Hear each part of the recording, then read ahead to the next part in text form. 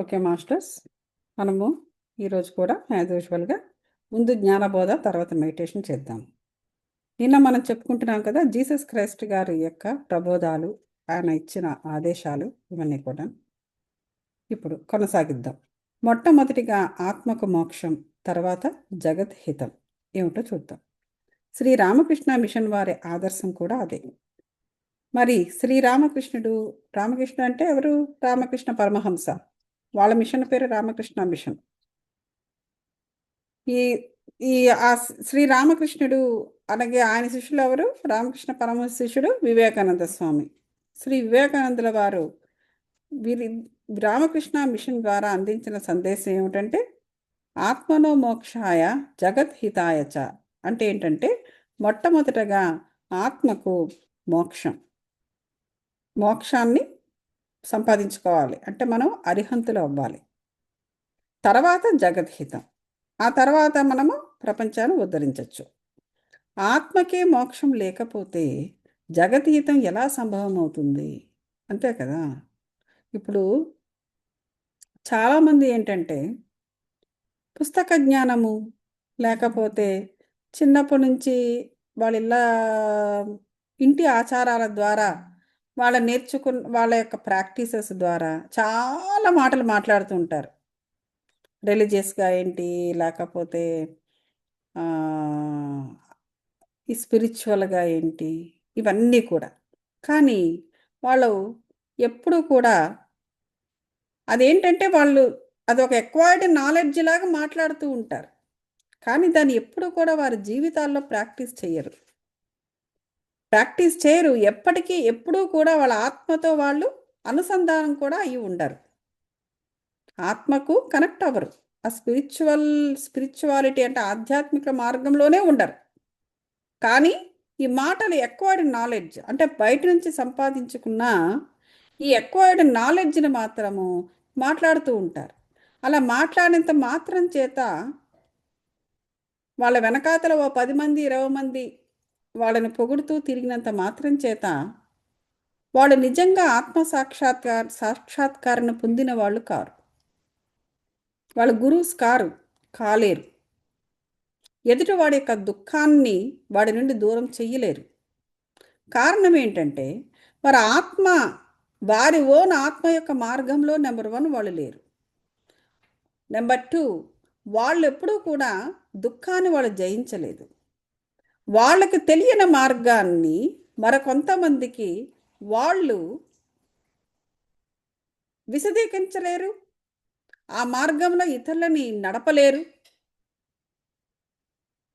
ఎందుకంటే వీళ్ళే దుఃఖితులై ఉండి ఎదుటివారి దుఃఖాన్ని ఏ విధంగా తుడవగలరు? మనిషి ఎప్పుడు కూడా ఎట్లా ఉంటుందంటే తమ దగ్గర ఏముందో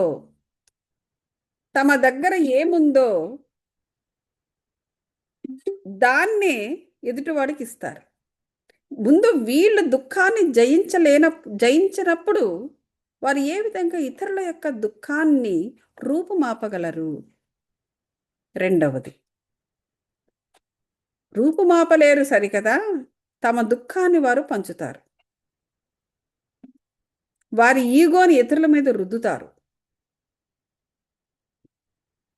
వారు అనుభవిస్తున్న ఆ పీడనను అందరికీ సర్దుతారు. చెప్పడం మాటలు ఇవన్నీ గొప్పగా చెప్పవచ్చు, కానీ వాళ్ళ ప్రవృత్తి దగ్గరకు వచ్చేసరికి వాళ్ళ దుఃఖాన్ని జయించి ఉండరు. అటువంటప్పుడు వాళ్లకు ఆత్మ యొక్క అటువంటప్పుడు వాళ్ళు ముక్త స్థితిలోనే ఉండరు. ముక్త స్థితి అనేటువంటి దారిలోనే ఉండరు. ఇక అటువంటప్పుడు ఆత్మకు ఆ మోక్షం ఎక్కడ ఉంటుంది? వారి ఆత్మకు ముందు మోక్షాన్ని సంపాదించగలిగినప్పుడే ఇతరుల యొక్క దుఃఖాన్ని వాళ్ళు రూపుమాపగలరు. అందుకే వీళ్ళు ఏమన్నారంటే రామకృష్ణ మిషన్ వారు ఆత్మనో మోక్షాయ జగద్హితాయ చ. మొట్టమొదటగా ఆత్మకు మోక్షం కలిగించగలిగిన తర్వాతే, తమ ఆత్మకు తాము మోక్షాన్ని పొందినప్పుడే, అప్పుడు తర్వాతే నువ్వు జగత్తుకి హితము కోరుకోగలవు. జగత్తుకి మంచి జరగాలని కోరిక కూడా కోరాలి అంటే దానికి ఒక అర్హత ఉండాలి. చాలా మందిని మనం చూస్తూ ఉంటాము. నాకే ఎందుకు ఇలా జరగాలి? ఏ అందరూ బానే ఉన్నారుగా అని కొంతమంది అంటారు. ఇంకొంతమంది ఏమంటారు? నాకు లేనప్పుడు ఎదుటివాడికి ఉండకూడదు. నేను సుఖంగా లేనప్పుడు ఎదుటి వాళ్ళు సుఖంగా ఎలా ఉంటారు? దేవుణ్ణి కూడా ప్రశ్నిస్తుంటారు ఈ విధంగా. నువ్వు నాకేమివ్వలా, అందరికి నువ్వు అన్నీ ఇస్తున్నావు అని వీళ్ళెళ్ళి చూసొచ్చినట్టు. సో, ఈ విధమైన ఎనర్జీస్‌ని కలిగి ఉంటారు. ఎప్పుడు? వారు తమ దుఃఖాన్ని జయించని స్థితిలో ఉన్నప్పుడు. అటువంటి వారు జగత్తుకు హితము అంటే మంచి జరగాలని కూడా కోరుకోలేరు. కోరరు, ఇంపాసిబుల్ అది. మేము చాలా కరుణ కలిగి ఉన్నాము, మేము చాలా గొప్పవాళ్ళము అని ఒక డబ్బులున్నాయి కదా అని ఒక 10 డొనేషన్స్ ఇవ్వచ్చు, అందరికీ భోజనాలు పెట్టి భోజనాలు పెట్టచ్చు. అవన్నీ కూడా ఏంటంటే సాంఘికంగా ఐకమత్యం కోసము చేసే కొన్ని పనులు. అంత మాత్రము చేత వారు ఆత్మను, వారు దుఃఖాన్ని జయించిన వారు అని కాదు. దుఃఖము అంటే మరొకటి ఉంది. ఈ మధ్య కాలంలో ఒకటి చదివాను నేను. కోరికలు దుఃఖానికి మూలమని చెబుతారు. ఆ కోరికలు దుఃఖానికి మూలమని చెబుతారు అనేసి ఎవరెవరు ఏదో రాశారు. కోరికలు దుఃఖానికి మూలమే. ఎటువంటి కోరికలను వాళ్ళు ఎప్పుడు అడగలేదు, ప్రశ్నించుకోలేదు వాళ్ళు. ఎక్కడో ఏదో చదువుకున్నారు. బుద్ధుడు రాశాడో, లేకపోతే జీసస్ దాంట్లో ఉందో, లేకపోతే ఇంకెవరో యోగి చెప్పాడో, ఇంకేదో గురువు చెప్పుంటాడు కోరికలు దుఃఖానికి మూలమని. సో కోరికలు దుఃఖానికి మూలము అని చెప్పేసి కోరిక నుంచి దూరం చేసేస్తే వాళ్ళు ఖాళీ స్థితిని పొందుతారు. కాబట్టి స్పిరిచువాలిటీ రాంగ్ అని చెప్పేసి ఎవరో రాసుకుంటున్నారనమాట, చెబుతున్నారు. రాసుకోవడం కాదు, చెబుతూ ఉంటే నేను విన్నాను. సో కోరికలు దుఃఖానికి మూలము అని చెప్పాడు, కరెక్టే. కానీ ఎటువంటి కోరికలండి మీరు దుఃఖము అంటున్నారు అని వీళ్ళు అడగాలి కదా ఆ చెప్పిన వాళ్ళకి. గురువు చెప్పచ్చు, యోగి చెప్పవచ్చు, లేకపోతే ఎవరో కొంచెం తెలిసిన వాడు చెప్పవచ్చు. అప్పుడు కదా చెబుతారు వాళ్ళు.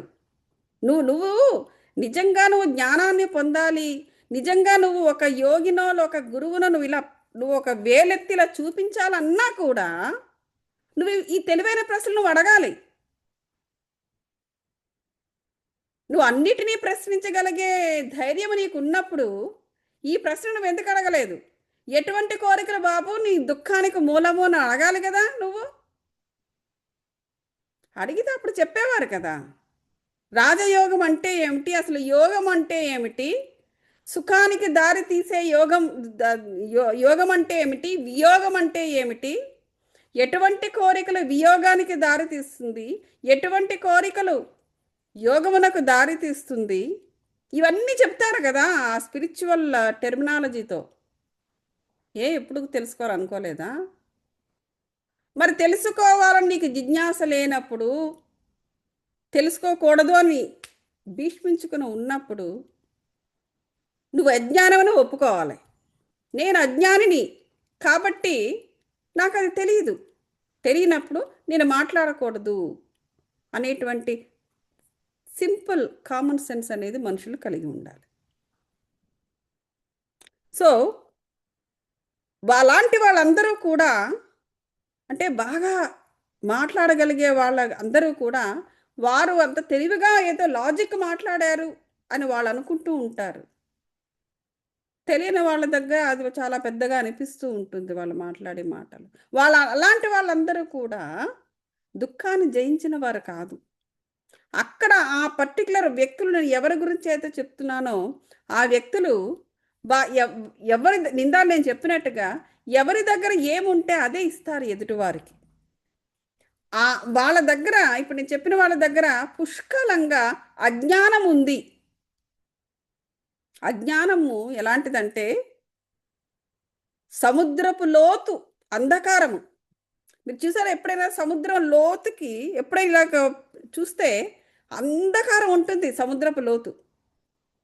అసలు లోపల గ్రౌండ్ ఎక్కడుందో కూడా కనబడదు. లోపల అంతా అంధకారమే. అసలు మన కళ్ళు చించుకున్నా కూడా మనం చూడలేమన్నమాట.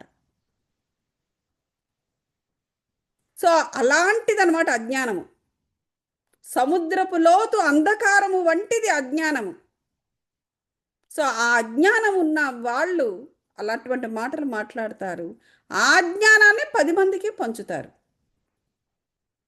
సో అటువంటి వారు దుఃఖాన్ని జయించిన వారు కాదు. సో ముందుగా దుఃఖాన్ని జయించగలిగినప్పుడే, తమ దుఃఖాన్ని జయించగలిగినప్పుడు వాళ్ళు అరిహంతులు అవుతారు. ఆ అరిహంతులకే మోక్షము అంటే ముక్త స్థితి అనేటువంటి దారిలో ఉండగలరు. వారు ఒక్కసారి తమ నుంచి, తమ దుఃఖం నుంచి తాము మోక్షం పొందిన తర్వాత, అరిహంత అయిన తర్వాత, అప్పుడు నువ్వు జగద్హితాన్ని పట్టించుకోవాలి. అప్పుడు నువ్వు జగత్తుకి ఏమైనా చేయగలవు. అంతవరకు ఏమీ చేయలేరన్నమాట. అది చెప్పిన విషయం. ఇక మనకెలా హితము జరిగిందో అది కూడా ఎలా చెప్పాలి. మనం ఎలాగైతే దుఃఖాన్ని పోగొట్టుకోగలిగామో, ఏ విధంగా అయితే మన దుఃఖం నుంచి మనం మోక్షము పొందామో, మరణం గిరణం అవన్నీ పక్కన పెట్టండి. ముందు మన దుఃఖం నుంచి మనం మోక్షం పొందాలి. మనం ఎలాగైతే మోక్షం పొందామో అదే దారిని, అదే మార్గాన్ని పొరుగు వాళ్ళకి కూడా చూపించాలి. మనకొకలాగా వాళ్ళకొకలా చేయకూడదు. సో ఆ ప్రబోధాలు మనకి ఎలాంటి ప్రబోధాల ద్వారా మనకి జ్ఞానోదయం అయిందో వారికి అదే చెప్పాలి. అలాగ చెయ్యడాన్ని కరుణ అనేసి జీసస్ అన్నారు. చూసారా, కరుణ అంటే ఏమిటి? ఇప్పుడు కరుణ అనేది ఏ ఏ రూపాల్లో ఉంటుందో జీసస్ గారు చెప్తున్నారు. ఇప్పుడు వినండి. కరుణ అనేది అనేక స్తరాల్లో ఉంటుంది. అంటే అనేక విధాలుగా, ఇక్కడ స్తరము అని వాడారు. ఇప్పుడు ఆయన ఏమంటారంటే జీసస్, రొట్టె కావలసిన వాళ్ళకు రొట్టె ఇస్తూ ఉండాలి. ఆత్మజ్ఞానం కావలసిన వాళ్ళకు ఆత్మజ్ఞానం ఇస్తూ ఉండాలి. ఆత్మజ్ఞానం కావలసిన వాళ్ళకి రొట్టె ఇస్తే ఏమీ లాభం లేదు. చూసారా, ఆత్మజ్ఞానము కావలసిన వాళ్ళకి ఆత్మజ్ఞానమే ఇవ్వాలి. వాళ్ళకి అది ఇవ్వకుండా మన రొట్టె మొక్కలు మనం ఇస్తున్నాం అనుకోండి, దానివల్ల వాళ్ళకి యూజ్ ఏం లేదు. అది అది అలాగే రొట్టె కావలసిన వాళ్ళకి ముందు రొట్టె, వాళ్ళకి ఆకలితో ఉన్నవాడికి ముందు అన్నం పెట్టాలి. అలా కాదు బాబు, నువ్వు వాడు ఆకలితో నకనకలాడుతూ ఉంటే, లేదు బాబు నువ్వు కూర్చొని మెడిటేషన్ చేయనకూడదు. ముందు భోజనం పెట్టు, వాడికి కావలసిన అవసరాలు తీర్చు, అప్పుడు ఆత్మజ్ఞానం ఇవ్వు. అది దీనులకు. చూడండి జీసస్ ఏం మాట్లాడారు. కేవలము దేహాలే తాము అని వాళ్ళు అనుకుంటున్నప్పుడు, అంటే మేము కేవలం శరీరాలమే, మాకు ఆత్మలు లేవు, మేము ఆత్మలము కాము, మాకు శరీరమే, ఈ శరీరం పుట్టింది పెరిగింది, ఈ శరీరం తర్వాత నశిస్తుంది, దట్స్ ఇట్, అంతవరకే, ఇంకా తర్వాత మాకే సంబంధం లేదు అనుకునే వాళ్ళను జీసస్ ఏమన్నాడు తెలిసిన, దీనులు అనే మాట అని వాడాడు. దీనులు అనేసి. సో దీనులకు రొట్టె తప్పకుండా ఇవ్వాలి. తర్వాత వాళ్ళని ఆత్మజ్ఞానులుగా తయారు చేయడం కోసము ఇతోధికంగా ప్రయత్నించడమే కరుణ.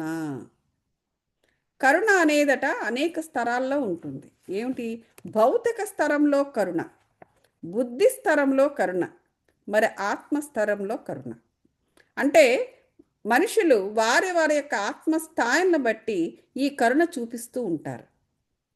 కొంతమంది, చాలామంది ఉంటారు, కొంతమంది వాళ్ళంటే భౌతిక స్థాయిలోనే కరుణ చూపిస్తూ ఉంటారు.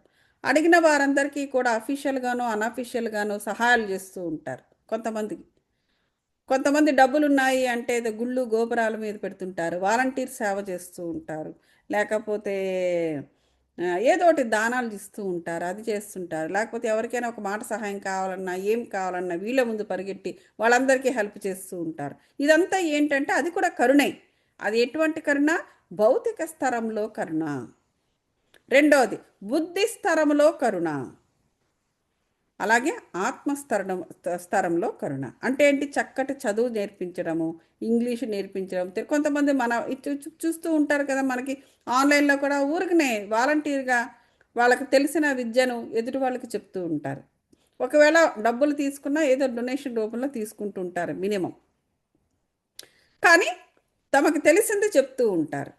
కొంతమంది తమకు తెలిసిన దాన్ని బుక్స్ పబ్లిష్ చేసి ఇస్తూ ఉంటారు. అలా ఇట్లాంటివి అనమాట అమ్ముతూ ఉంటారు. ఇవన్నీ కూడా ఏంటంటే బుద్ధి స్తరంలో కరుణది. అంటే ఏంటి ఇవన్నీ కూడా అలాగే సంగీతం నేర్పిస్తూ ఉంటారు. సంగీతం నేర్పించడము, లేకపోతే ఇన్స్ట్రుమెంట్స్ నేర్పించడము, చదువు నేర్పించడము, తెలుగు నేర్పించడము, ఇంగ్లీష్ నేర్పించడం. వాళ్ళకి ఏం తెలుస్తుంది ఎదుటి వాళ్ళు ఏదో డ్రాయింగులు, పెయింటింగులు పిల్లలకేని పెద్దలకైనా ఇవన్నీ నేర్పించడము. ఇవన్నీ కూడా బుద్ధి స్తరంలో తక్కరుణ. అన్నం పెట్టడము, లేకపోతే మాట వాడికి ఏదైనా కావాలంటే వాళ్ళ కోసం పోరాడము, ఇవన్నీ కూడా భౌతిక స్తరంలో కరుణ. మరొకటి ఆత్మజ్ఞాన ఆత్మజ్ఞానాన్ని ఇవ్వడము, అది ఆధ్యాత్మిక స్తరంలో కరుణ. ఇప్పుడు నేను చేస్తున్నది అదే. అంటే మిగతా కూడా చేస్తాననుకోండి అవసరాన్ని బట్టి. ఎవరికైనా ఏదైనా హెల్ప్ కావాలంటే, ఏదైనా ఉద్యోగాలకి వాటికి రికమెండేషన్ లెటర్స్ కావాలి, లేకపోతే ఎవరికైనా ఏదైనా సిఫార్సు ఇవ్వాలి, లేకపోతే ఎవరితోనైనా మాట్లాడి ఫలానా వాళ్ళకి ఏమైనా జాబ్ ఉంటే చూడండి అని చెప్పడము, ఇవి కూడా చేస్తూ ఉండేదాన్ని. చేశాను అలా చాలామందికి జాబులు ఇప్పించడం అవన్నీ కూడా. ఇప్పటికీ కూడా ఎవరికైనా అవసరం అంటే చెప్పడం నాకే అభ్యంతరం లేదు. సో అట్లా ఇవన్నీ కూడా ఏంటంటే బుద్ధి స్తరంలో కరుణ. మనం ఎవరికైనా ఉద్యోగం ఇప్పించాం అనుకోండి, ఏం జరుగుతుంది? వాళ్ళు ఇంత అన్నం తింటారు. భౌతిక స్తరంలోనూ కరుణ, అది బుద్ధి స్తరంలో కూడా కరుణ. ఆకలిగా ఉన్నప్పుడు రొట్టెలు ఇవ్వడము భౌతిక స్తరంలో కరుణ. ఇప్పుడే చెప్పాను కదా. అలాగా కరుణ అనేది అనేక స్తరాల్లో ఉంటుంది. ఇప్పుడు ఇప్పుడు జ్ఞానబోధ మెడిటేషన్స్ ఆత్మస్థాయిలో కూడా కరుణ. అన్ని స్తరాల్లో ఉన్న కరుణామయుడు అదే జీసస్ కరుణామయుడు ఎందుకు వచ్చింది? అన్ని స్తరాల్లోని కరుణామయుడిగా విశిష్ట ప్రసిద్ధికెక్కాడు. భౌతిక స్థాయిలో చేశారాయన, బుద్ధి స్థాయిలో చేశారాయన, ఆత్మస్థాయిలో కూడా చేసినందువల్ల ఆయన ఏకంగా కంప్లీట్గా కరుణామయుడనే పేరు వచ్చింది. ఆకలిగా ఉన్న వాళ్లకు రొట్టె ముక్కలిచ్చాడు. సముద్రంలో కొట్టుకుపోతున్న వాళ్లకు తుఫాను ఆపాడు. ఆత్మజ్ఞానం లేని వాళ్ళకి ఆత్మజ్ఞానాన్ని ఇచ్చాడు. ధ్యానము తెలియని వారికి ధ్యానాన్ని నేర్పించాడు. ఎవరు? జీసస్. జీవితంలో ఎటు పోవాలో తెలియని వాళ్లకు జీవితంలో ఎటు పోవాలి, ఎలా పోవాలి అని మార్గం వేసేవారంట. చూడండి ఆయన అంటే ఏంటి? సామాజిక పనులు కూడా చేశారు ఆయన. ఇవన్నీ బైబిల్లో లేవు.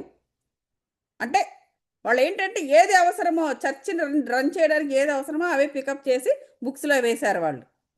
మిగతావన్నీ ఎక్కడ రాసుంటాయి, అక్కడెక్కడో రాయకుండా ఇవి ఇలా పుస్తకాలు రావు కదా. ఎక్కడో ఉంటాయి కానీ మనకు తెలియదు అది. కాబట్టి అవన్నీ కూడా గమ్యాలు చూపించారట ఆయన.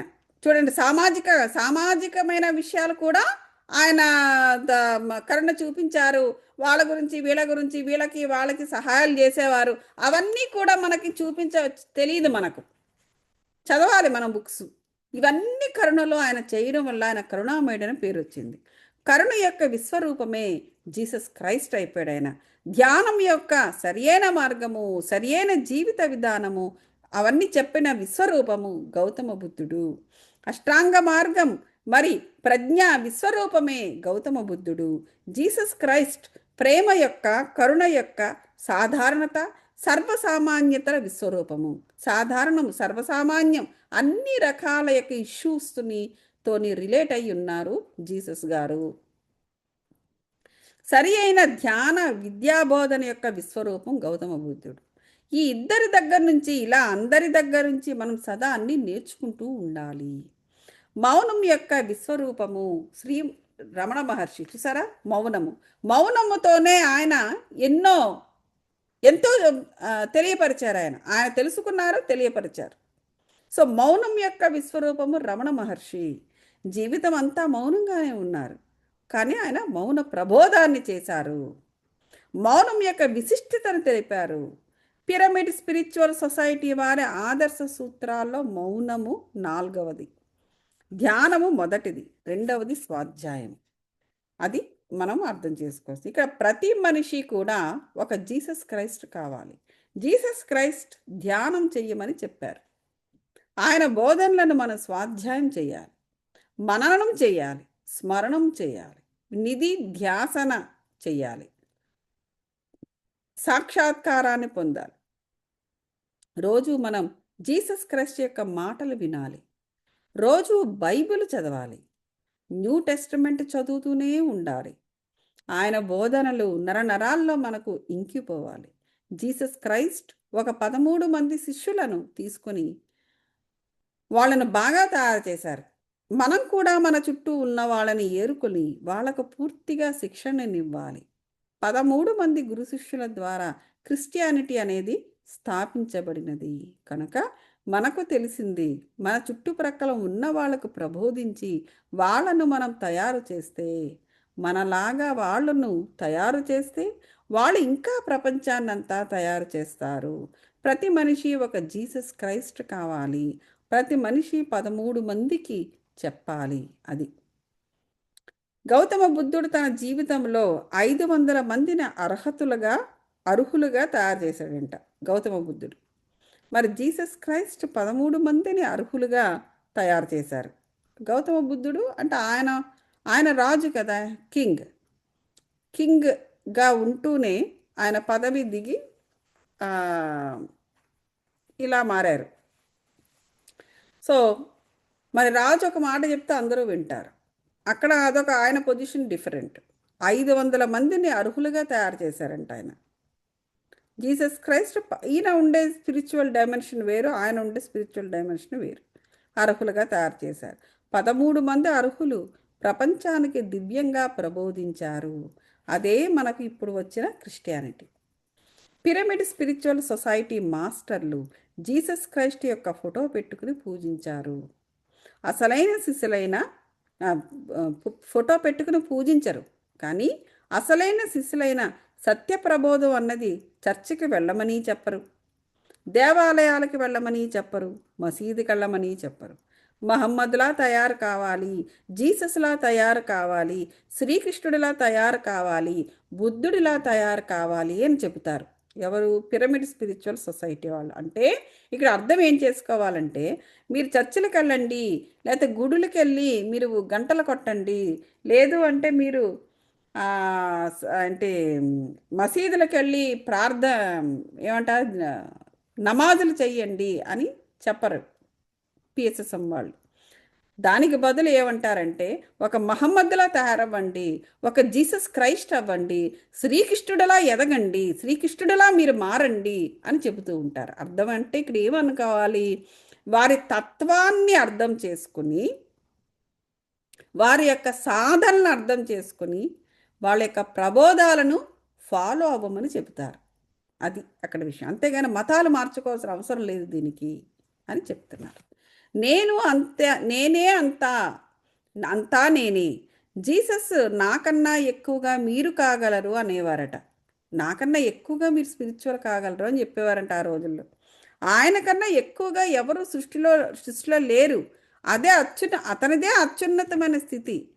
వీరందరూ అయినా సరే వీరందరూ కూడా మీరు ఇంకా అత్యున్నతమైన స్థితిని పొందండి అని చెప్పేవారట ఆయన. అది నేనే అంతా నేనే అన్న దానికన్నా ఉన్నతమైన స్థితి ఎక్కడుంటుంది? ఉండదు కదా. కనుక ఆ స్థితే మానవాళికి ఆదర్శమైన స్థితి. అలా అట్టువారే జగద్గురువులు అవ్వగలరు.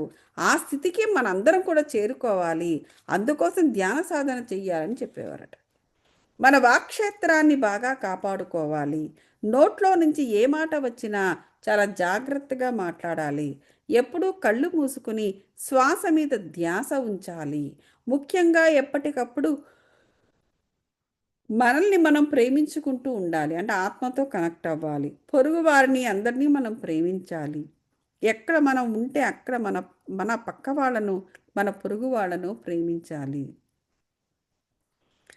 ఇక్కడ అంటే ఎలా ప్రేమించాలి? మనల్ని మనం ఎట్లా ప్రేమించుకుంటామో అంత ప్రేమించాలన్నమాట పొరుగు వాళ్ళని కూడా. ఇక్కడ నేను స్టూడియోలో ఉన్నాను. నోట్లో నుంచి ఏ మాట వచ్చినా చాలా జాగ్రత్తగా మాట్లాడాలి.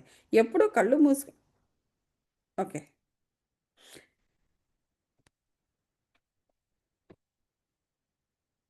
అది సంగతి.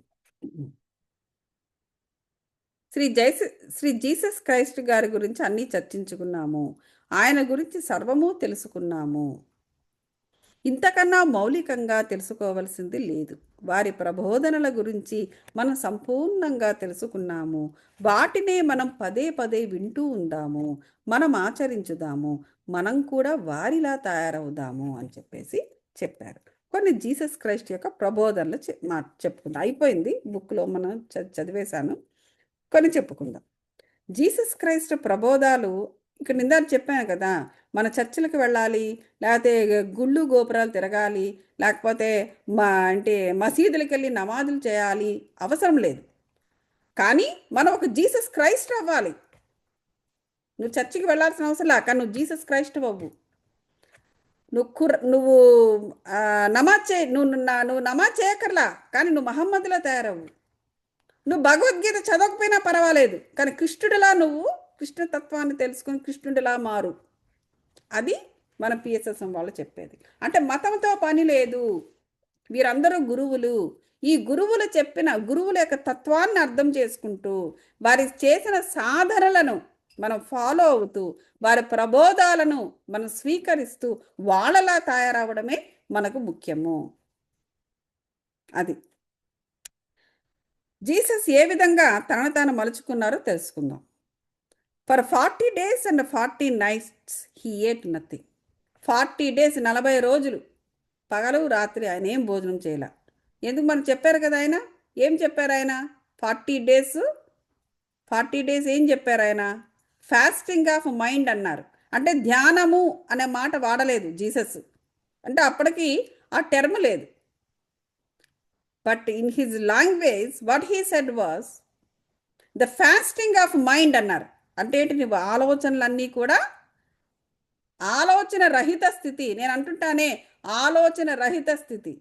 దాన్ని జీసస్ ఫాస్టింగ్ ఆఫ్ మైండ్ అన్నారు. నిన్ను తినవద్దు అని చెప్పలా, భోజనం చేయొద్దు అని చెప్పలా, లేకపోతే నువ్వు ఏదైనా పండో ఫలమో తింటానన్నా కూడా ప్రాబ్లం ఏమీ లేదు. అది కాదు, అది ఆపేయడం ఫాస్టింగ్ కాదు. ఆలోచన రహిత స్థితిలో ఉండడమే ఫాస్టింగ్. ఆ విధంగా ఆయన డేస్ 40 రోజులు 40 పగళ్ళు 40 రాత్రులు ఉన్నారు.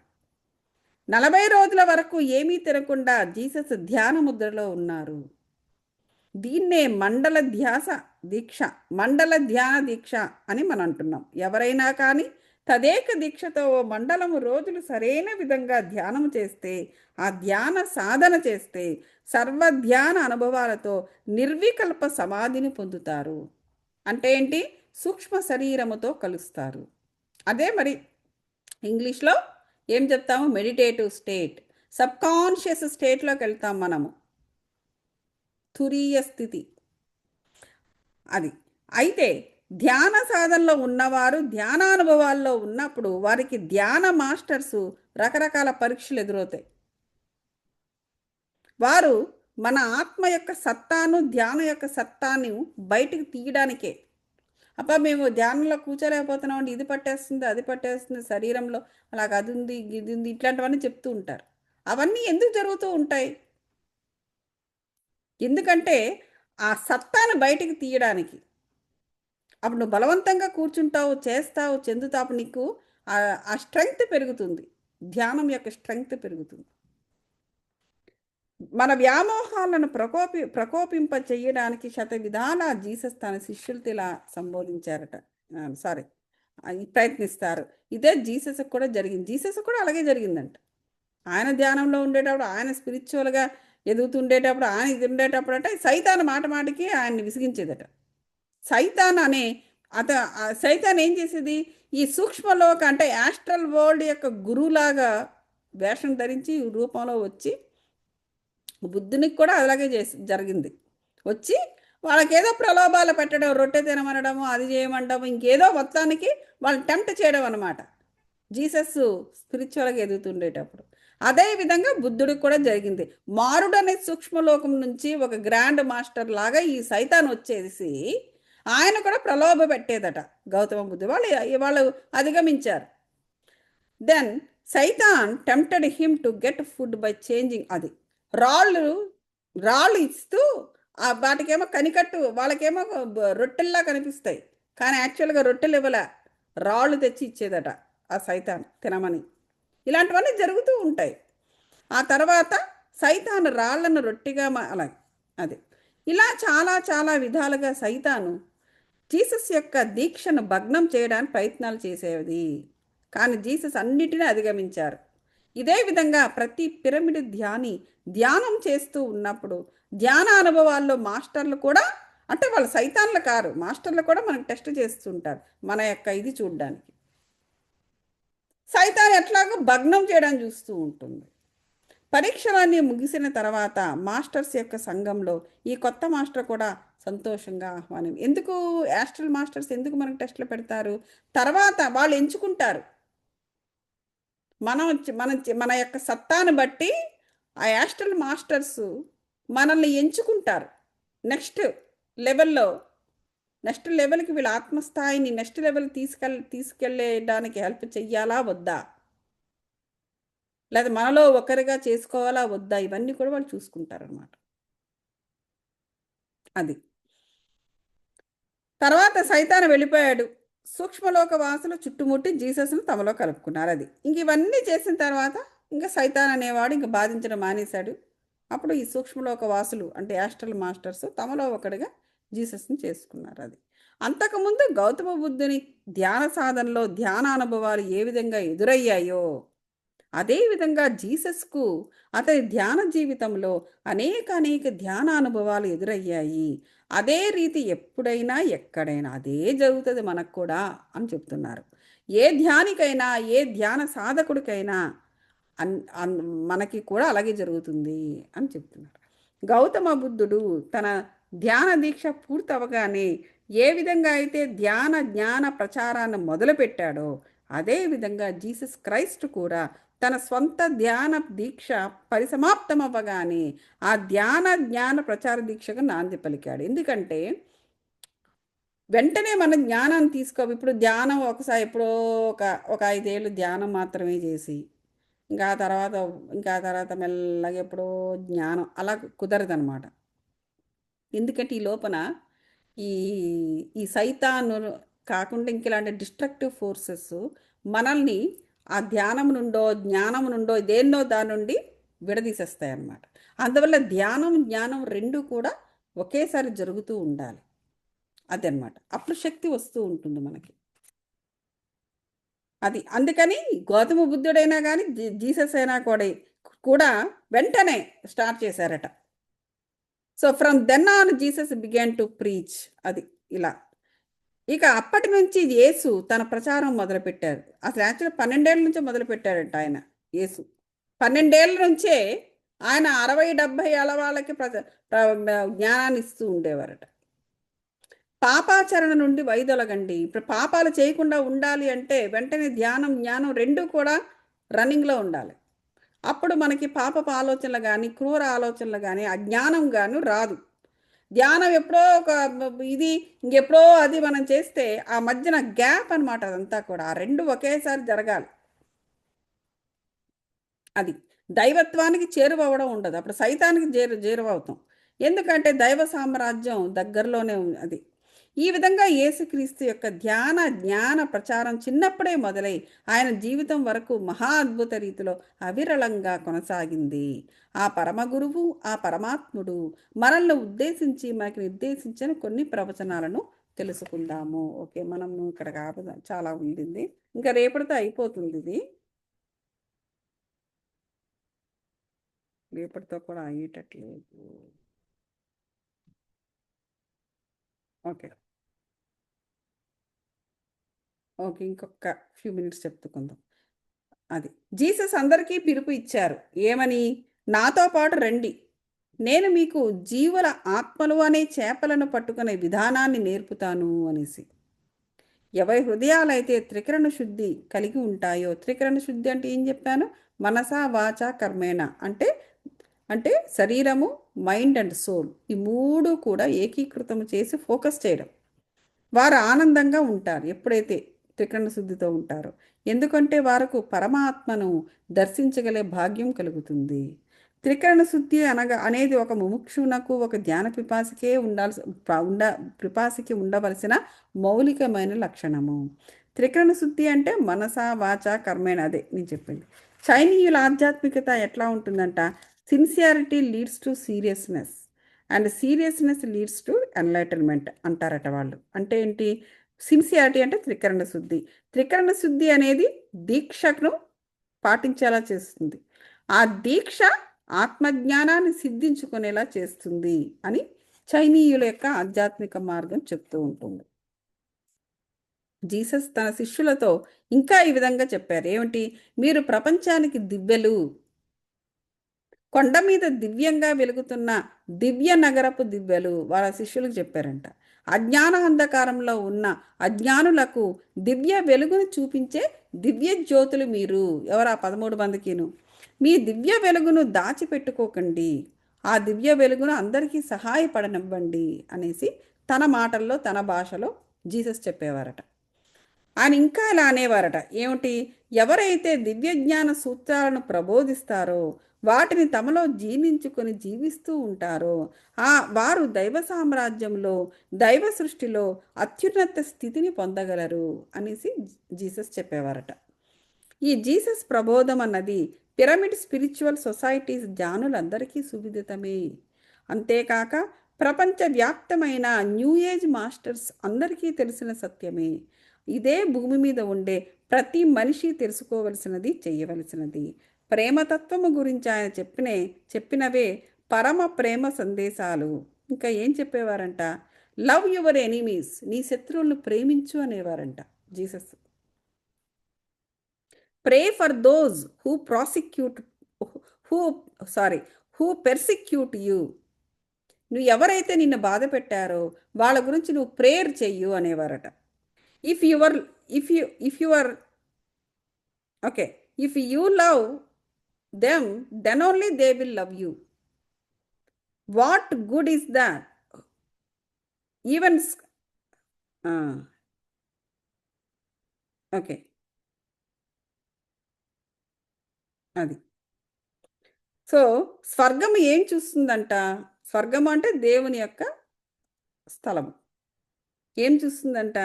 మిగతా వాళ్ళకన్నా నువ్వు ఏ విధంగా డిఫరెంట్గా ఉన్నావు అని చూస్తుందట. అందరూ ఒకేలా ఉంటే మీరు అందరూ ఒకేలా ఉన్నారు, మళ్ళీ జన్మ ఎత్తి ఏదో చేయండి రా బాబు పండి అంటుంది విశ్వం. సో నీకు స్థానాన్ని ఎలా కల్పిస్తుంది? ఇప్పుడు స్వర్గము నరకము ఉందని హిందువులు కూడా అంటూ ఉంటారు. సో చేసిన కర్మల వల్ల ఆ కర్మ ఫలితమే వాళ్ళ నరకాన్ని అనుభవిస్తారు, పుణ్యం చేసుకుంటే స్వర్గం అనుభవిస్తారు అని. మరి ఆ స్వర్గము ఏ బేసిస్ మీద నీకు స్వర్గ సుఖాలు ఇవ్వాలి? ది సేమ్ థింగ్ ఈయన కూడా హెవెన్ అని వాడుతున్నారు కదా. హెవెన్, హెల్ అని బైబిల్ వాళ్ళు కూడా చెప్తారు. హిందూస్ స్వర్గము నరకము అని ఎలా అంటారో వీళ్ళు అంటారు హెల్ అండ్ హెవెన్ అనేసి. సో ఏ విధంగా డిసైడ్ అవుతారు నీకు స్వర్గ సుఖాలు ఇవ్వాలని? మిగతా వాళ్ళకన్నా నువ్వు ఏ విధంగా డిఫరెంట్గా ఉన్నావు అన్నది చూస్తారు. దాన్ని బట్టే నీకు విశ్వము స్వర్గాన్ని ఇవ్వాలా నరకం ఇవ్వాలా అంటే నువ్వు చేసిన కర్మ. అదే కృష్ణుడు అన్నాడు, నువ్వు చేసిన కర్మను బట్టే నీకు ఫలితము. నువ్వు మంచి కర్మ చేసుకుంటే మంచి ఫలితం వస్తుంది, స్వర్గాన్ని అనుభవిస్తావు. నువ్వు చెడ్డ పని చేస్తే చెడు కర్మ యొక్క ఫలితాన్ని అనుభవిస్తావు. ఆయన అప్పుడే భగవద్గీతలో ఎప్పుడైతే కర్మ సిద్ధాంతం అంతా రాసేసే వెళ్ళిపోయారు ఆయన. నువ్వు చేసిన ప్రతి పనికి శిక్ష వెనకాతలే ఉంది అనేసి, ఇంకా దానికి తిరుగులేదు. సో అదే విధంగా ఈయన కూడా అదే అంటున్నారు జీసస్. నీకు స్వర్గ సుఖాలు ఇవ్వాలి అంటే నీ ఏదో ఒక బేస్ ఉండాలి కదా.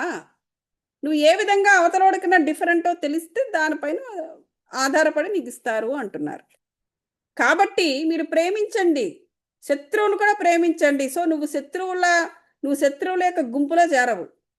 నువ్వు శత్రువుని ప్రేమించకుండా నువ్వు శత్రువులాగే నువ్వు తలపడుతూ వాడెలాగా ఆలోచిస్తే నువ్వు అలాగా ఆలోచిస్తూ, వాడు ఒక క్రిమినల్ ఎలా ఆలోచిస్తున్నాడు నువ్వు ఒక క్రిమినల్లా ఆలోచిస్తూ వాడు చేసే పనులే నువ్వు చేస్తున్నావు అనుకో, నీకు వాడికి తేడా లేదు. మరి ఏం చూసి నీకు స్వర్గాన్ని ఇవ్వాలి? జీసస్ ప్రశ్నది. సో నీకు స్వర్గం కావాలి అంటే నువ్వు వాడికన్నా డిఫరెంట్గా కనబడు ఆ దేవుడికి. అప్పుడు నీకు ఆటోమేటిక్గా నీకు స్వర్గం అనేది వస్తుంది. నువ్వు ప్రేమించడం మొదలుపెట్టు, వాడి కర్మను వాడు అనుభవిస్తాడు. సో నువ్వు స్వర్గానికి వెళతావు.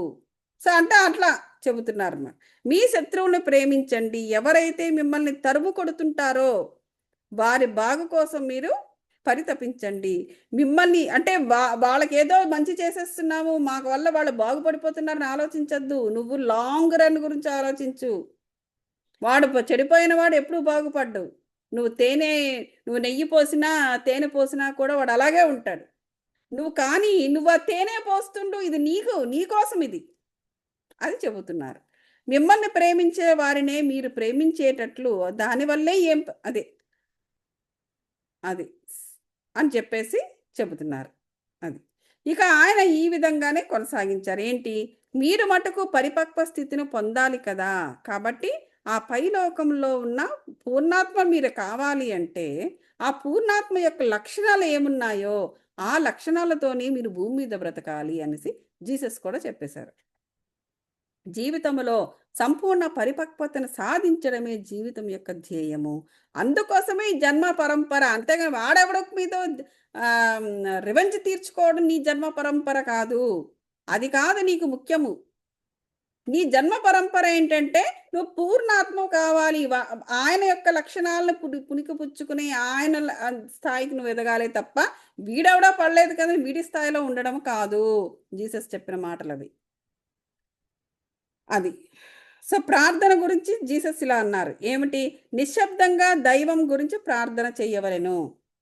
ఒకే ప్రార్థనను మళ్ళీ మళ్ళీ 10 సార్లు చిలక పలుకుల్లాగా మూర్ఖల్లాగా పలకవద్దు.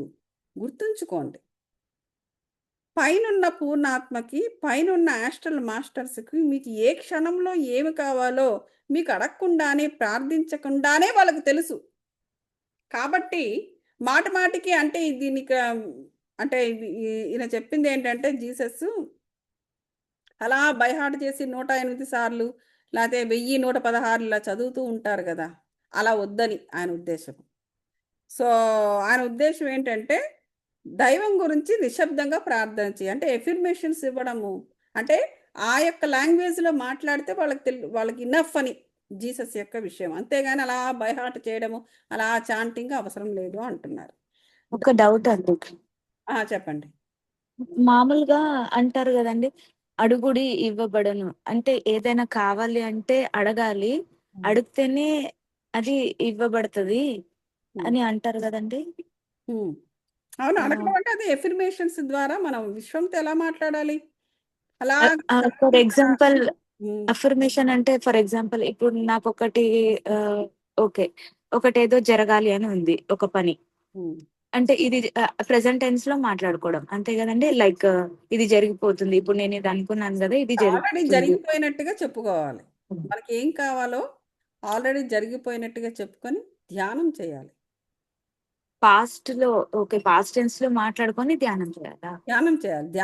ధ్యానం ద్వారానే మనం కమ్యూనికేట్ చేయగలం దేవునితో. ధ్యానం లేకుండా అలాగా అవి ఇవి ఇవి చాంటింగ్ అవన్నీ జరగదు. అది ఏంటంటే మన ఎనర్జీ అది అది అట్లా కుదరదు. అది ధ్యానమే ఇంపార్టెంట్. ధ్యానం ద్వారా మనం కమ్యూనికేట్ చేసుకోవాలి. అది అక్కడ జీసస్ చెప్పినది.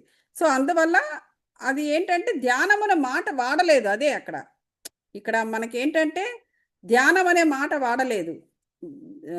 కానీ అది ధ్యాన రీతిలే ఆయన బోధించారు. నేను పాత రికార్డింగ్స్ వినండి. ధ్యాన రీతుల్నే బోధించారు జీసస్, కానీ ధ్యానమును మాట వాడలేదు.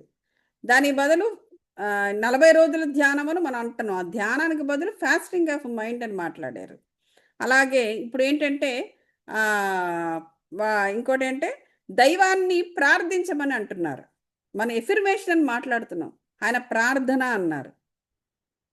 అలా అనమాట. కొంచెం మాటల్లో తేడా వచ్చినవి అప్పటికి ఇప్పటికి. ధన సంపత్తి గురించి ఆయన తన భావాలను ప్రకటిస్తూ ఇలా అన్నారట. ధనం గురించి ఏమిటో చూద్దాం. ఏంటట, భూలోకానికే పరిమితమయ్యే ప్రాపంచిక ధన సంపత్తుల కోసము గంగ వెర్రులెత్తొద్దు అన్నారట. ఇంగ్లీష్లో ఏంటి, don't store up treasures here on earth where they can Erode away are may be stolen. Store them in heaven where they will never lose their value and are safe from thieves. అంటే ఏంటంటే భూలోకానికే పరిమితమయ్యే ప్రాపంచిక ధన సంపత్తుల కోసము గంగబెర్రెలెత్తవద్దు. ఆధ్యాత్మిక ధ్యాన సంపత్తుల కోసం ప్రాకులాడండి. అవి ఎప్పటికీ తమ సత్తాను కోల్పోవు, దొంగలచే అపహరింపబడవు. అది సో అది భూలోకానికి సంబంధించిన ప్రాపంచిక వాటి గురించి వర్రీ అవ్వద్దు. ధ్యాన సంపత్తి, ఆధ్యాత్మిక సంపత్తి అవి దొంగలు ఎత్తుకుపోయేవి కావు. దాని గురించి పాటుపడమనేవారు. అది you cannot serve two masters, God and mammon. Mammon అంటే ఏమో తెలియదు నాకు. ఇద్దరు యజమానుల క్రింద మీరు పని చేయలేరు. ఆధ్యాత్మికతో ప్రాపంచికతో దేన్నో ఒకదాన్ని ఎంచుకుని దాంట్లో జ్ఞానాన్ని తీసుకోండి అన్నారంట. రెండిటికి ఊడిగం చేయడం చాలా కష్టము, దాదాపు అసంభవము. అయితే పిఎస్ఎం మటుకు 2 గుర్రాల మీద స్వారీ చేయగల సమర్థతను సంతరించుకున్నారు. అంటే బ్యాలెన్స్ మన పిఎస్ఎస్ఎంలో మనం బ్యాలెన్స్ చేస్తాం ఇతర ప్రాపంచికాన్ని, దీన్ని అలా బ్యాలెన్స్ చేయడమే మెయిన్ గోల్ మన స్పిరిచువాలిటీ. అది సో కాబట్టి సరిపోయినంత తిండి గురించి, సరిపోయినంత బట్ట గురించి ఏమాత్రం బెంగ పెట్టుకోకండి, ఏమాత్రం బాధపడకండి. రేపటి గురించి ఆరాటం వద్దు. మీ భవిష్యత్తును మీ రేపటిని చక్కగా చూసుకోగలిగే శక్తి దైవానికి ఉంది కనుక ఏ రోజుకి ఆ రోజు జీవించడం నేర్చుకోండి అన్నారంట జీసస్.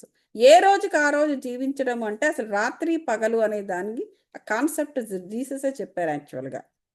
ఈ రాత్రి పగలు రాత్రి అనే ఎందుకు ఉంది అనేసి ఎవరో అడిగారట ఆ రోజుల్లో.